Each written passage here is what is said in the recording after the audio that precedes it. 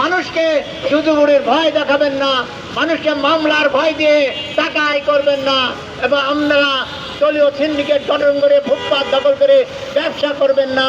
আপনারা জনগণের যে সমস্ত নিরাপত্তাজনিত কাজ সকলকে নিরাপত্তা দিতে প্রস্তুত থাকেন, না হলে জনগণ তার আদায় করে নেবে। ক্ষমতার কিভাবে এই দুর্বৃত্তায়নের চিন্তা ভাবনায় দেশ চলে দেখে নেবে। যাই হোক, আমার আরও বক্তা আছে। এই পর্যায়ে আমি এই গ্যাস সংকট নিরসনে কতিপয় বক্তব্য আপনাদের সামনে তুলে ধরছি, এগুলো আপনাদের মনে প্রাণে গ্রহণ করে নিরসন করুন।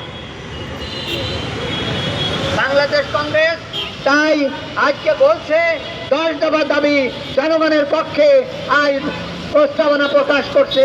এক, দেশব্যাপী নতুন গ্যাস ক্ষেত্র অনুসন্ধান কূপ খননে জরুরি কর্মসূচি গ্রহণ করতে হবে। 2, বাতাসকে আধুনিক প্রযুক্তি দক্ষ জনবল পর্যাপ্ত অর্থায়নের মাধ্যমে শক্তিশালী করতে হবে। 3, গ্যাস উত্তোলন আমদানি বিতরণে পূর্ণ স্বচ্ছতা জবাবদিহিতা নিশ্চিত করতে হবে। পাইপলাইনের লিকেজ সিস্টেম লজ অবৈধ গ্যাস সংযোগ বন্ধে বিশেষ অভিযান পরিচালনা করতে হবে। 5, শিল্প বিদ্যুৎ সার কারখানা ও আবাসিক খাতে পরিকল্পিত ন্যায্য গ্যাস বন্টন নিশ্চিত করতে হবে। এলএনজি আমদানির পাশাপাশি দেশীয় গ্যাস উৎপাদন বৃদ্ধি করে আমদানি নির্ভরতা কমাতে হবে।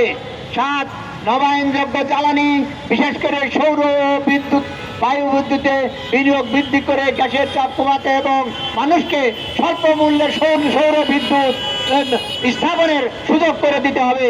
গ্যাস সংকটে ক্ষতিগ্রস্ত শিল্প কারখানা ও ক্ষুদ্র উদ্যোক্তাদের জন্য বিশেষ সহায়তা প্যাকেজ ঘোষণা করতে হবে।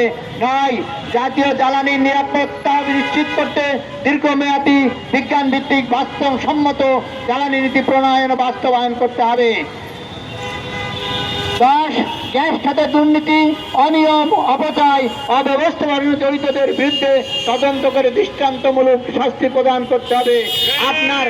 আপনার সমস্ত তিতাস গ্যাস অফিসে শ্রমিক দল গঠন করে সেই শ্রমিক দল গ্যাসের নিয়ন্ত্রণ করে এবং দেখা যাচ্ছে যে তাদের ওই শ্রমিক দলের মাধ্যমেই তিতাস গ্যাস শ্রমিক দলের মাধ্যমে তারা সমস্ত লাইন বেলাইন অনিয়ম সব চলছে। এটা দ্রুত বন্ধ করেন, না হলে জনগণ এর জবাব গ্রহণ করবে। ধন্যবাদ সবাইকে। আরও অনেক বক্তা আছেন। আজকে এই উপস্থিত আইন শৃঙ্খলা বাহিনীর ভাইদের প্রতি আমাদের অকৃত্রিম সহযোগিতা ভালোবাসা এবং সাংবাদিক ভাইদের প্রতিও ভালোবাসা।